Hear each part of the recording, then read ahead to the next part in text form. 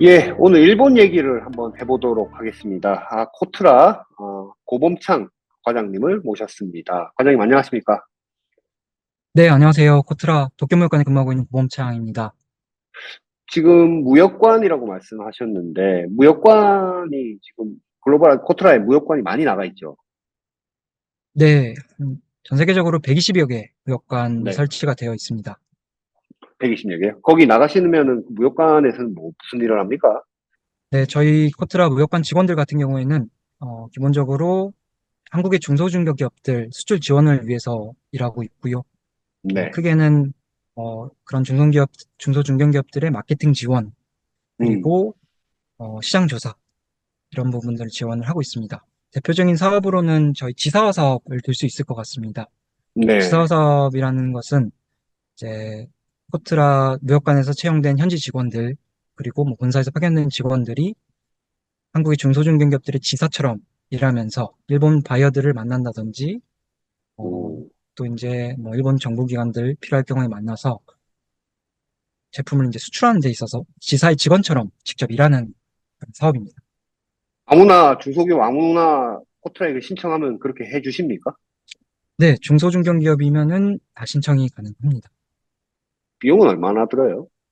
비용 같은 경우에는 지금 기준으로는 한 300만 원 정도 그 기업들이 이제 부담을 하면은 월에요? 아닙니다. 그 1년 지원을 하고 1년에 있습니다. 1년에 300만 원이요? 네네. 그렇군요. 네. 그리고 뭐 이제 1년 지원이 있고 긴급 지사화라고 불리는 것은 3개월로 좀 단기적으로 트라이얼처럼 지원하는 사업인데요. 이 경우는 90만 어, 원로 부담을 하면 지원을 하고 그, 있습니다. 그렇군요. 근데 가격이 너무 저렴한데 성과가 좀 나는 경우들이 많이 있습니까?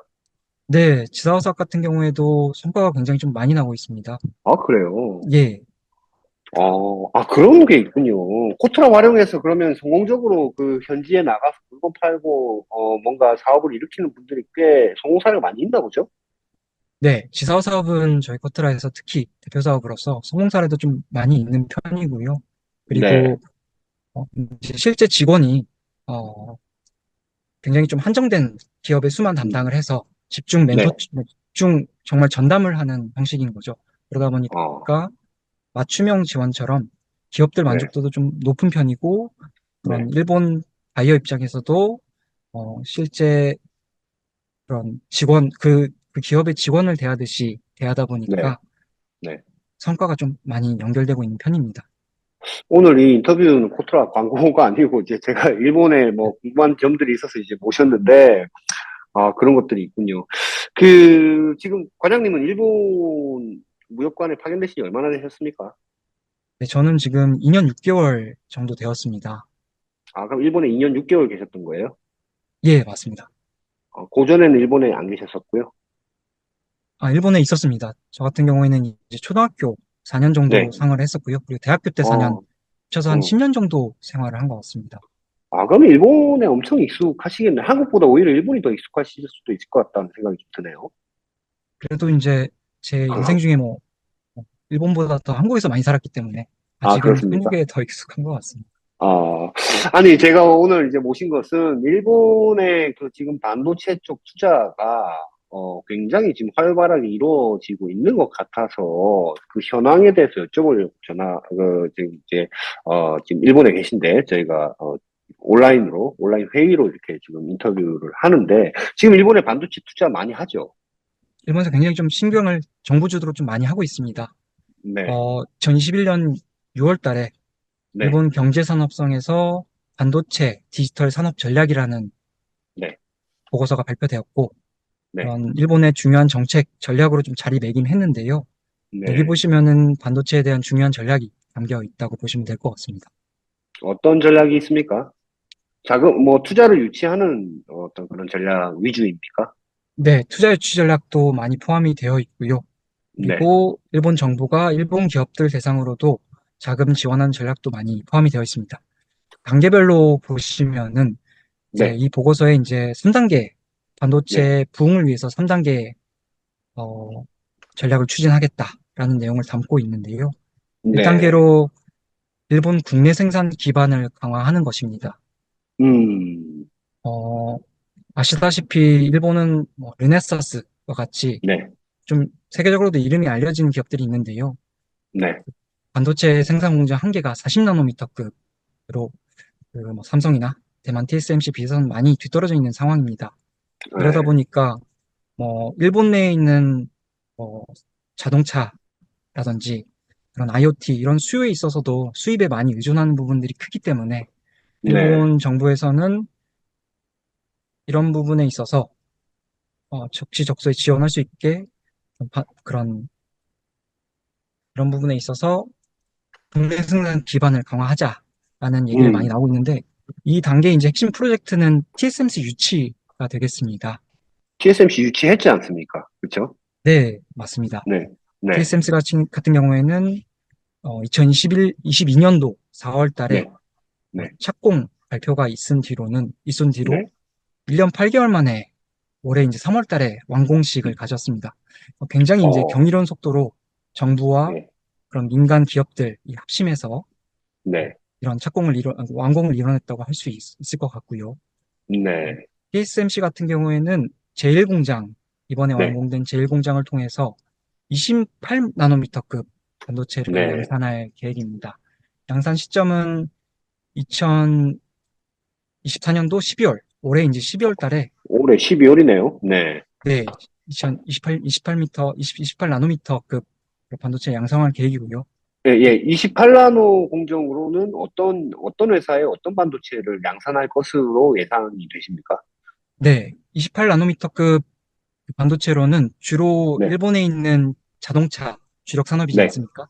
자동차 네, 산업에 들어갈 반도체라든지, 네, 그리고 TSMC에 공동 투자한 소니의 네, 이미지 네, 센서라든지 어, 그런 화상 네, IC와 네. 같은 부분에 많이 활용될 것으로 보이고 있습니다. 네, 지금 다음 공장도 또 투자한다고 추가 공장 투자도 발표한 것 같은데요. 올해 이제 제1공장 완공식에 발맞춰서 네, 제2공장 투자 발표도 있었습니다. 네, 제2공장 완공 시점은 2027년도로 예상이 되고 있고요. 네, 그다음에 이제 28나노미터를 넘어서 이제 12에서 6나노미터 로직 반도체를 양산하겠다라는 얘기들이 네. 많이 나오고 있습니다. 아, 그러면 이 2단계 반도체들은, 공장에서요? 예, 맞습니다. 네, 이 네네, 반도체들은 그럼 어디 수요에 활용이 될 것이냐 하면은 네, 지금 전 세계적으로 뭐 AI가 큰 화두지 않습니까? 그러다 네, 보니까 AI로 인해서 필요한 그런 최첨단 반도체라든지 네, 또 이제 일본에 들어갈 일본 데이터 센터 네. 그리고 IoT 부분에 있는 들어갈 최첨단 반도체에 많이 활용이 될 것으로 예상이 되고 있습니다. 그게 지금 일본의 반도체 산업 전략을 정리해 놓은 표를 보니까 단계가 1단계, 2단계, 3단계로 되어 있는데 지금 말씀하신 내용들은 국내, 그러니까 일본 현지의 생산 기반을 강화하는 차원에서 지금 이제 추진이 되고 있는 겁니다. 네, 맞습니다. 다음 단계는 어떤 거를 합니까? 네, 2단계는 차세대 반도체를 개발하는 것입니다. 네네. 이 2단계의 핵심 프로젝트는 라피더스라고 보시면 될 것 같습니다. 네. 네, 라피더스 같은 경우는, 라피더스요? 네네. 예, 잘 아시겠지만은, 일본의 토요타와 같은 주요 대기업들 8개사가 공동 출자를 해서 이 네.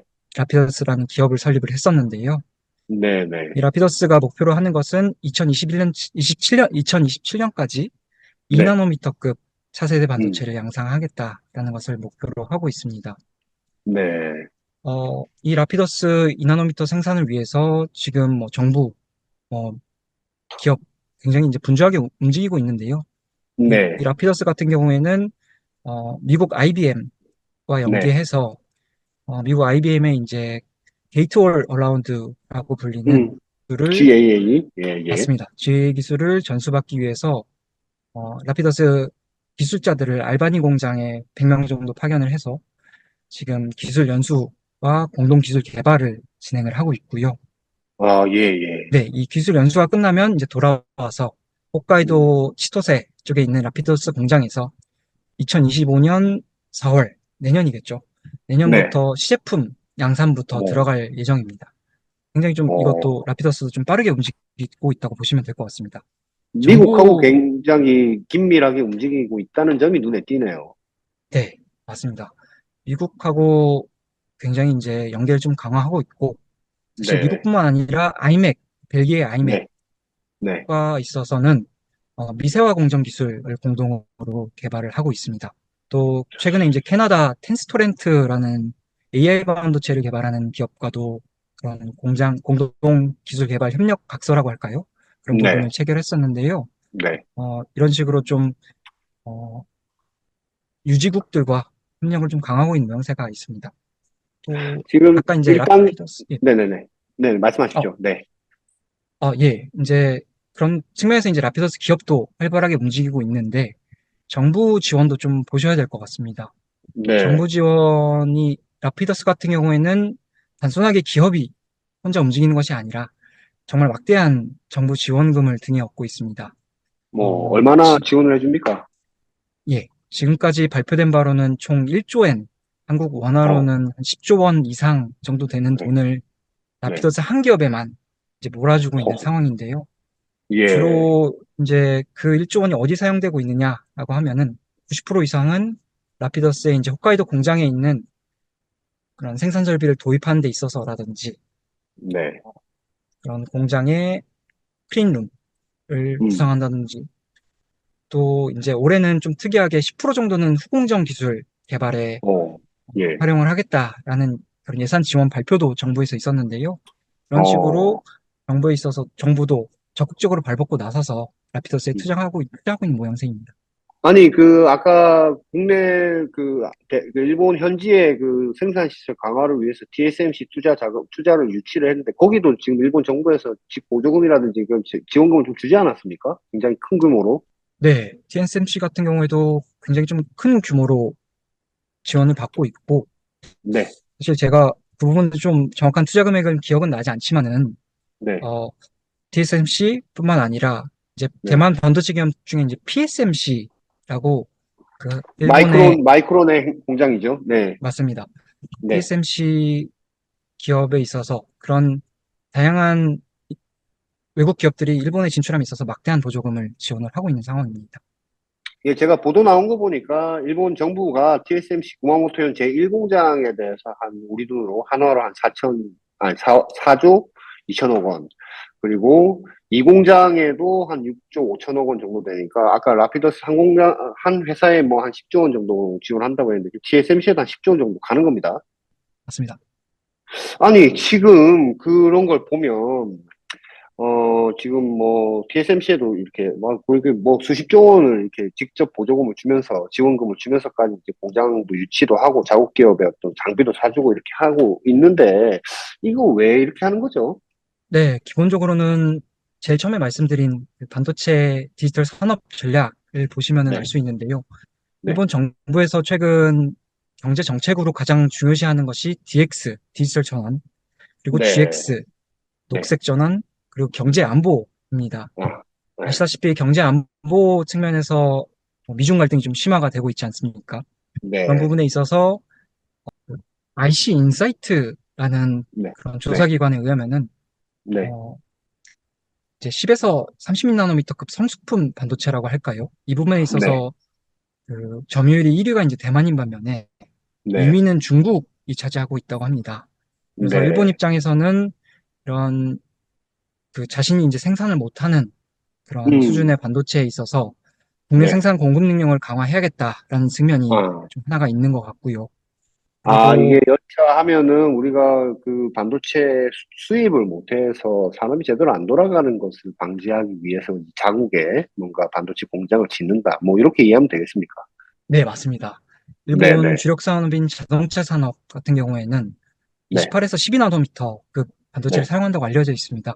그러다 네. 보니까 실제 미중 갈등이 점차 심화되어 가지고 네. 디커플링 그런 네. 사태까지 가게 되면은 반도체 수급이 안 돼서 주력 산업이 돌아가지 않을 수 있겠구나 이런 우려가 좀 음. 팽배해 있는 상황입니다.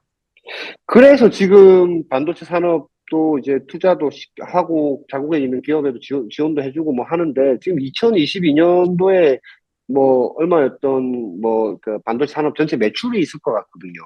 그게 뭐 한 과거에는 한 어느 정도였는데 앞으로 한 어느 정도까지 늘리겠다 이런 얘기도 좀 있을 것 같은데요. 네, 이것도 이제 정부 발표로 확인을 할 수가 있는데요.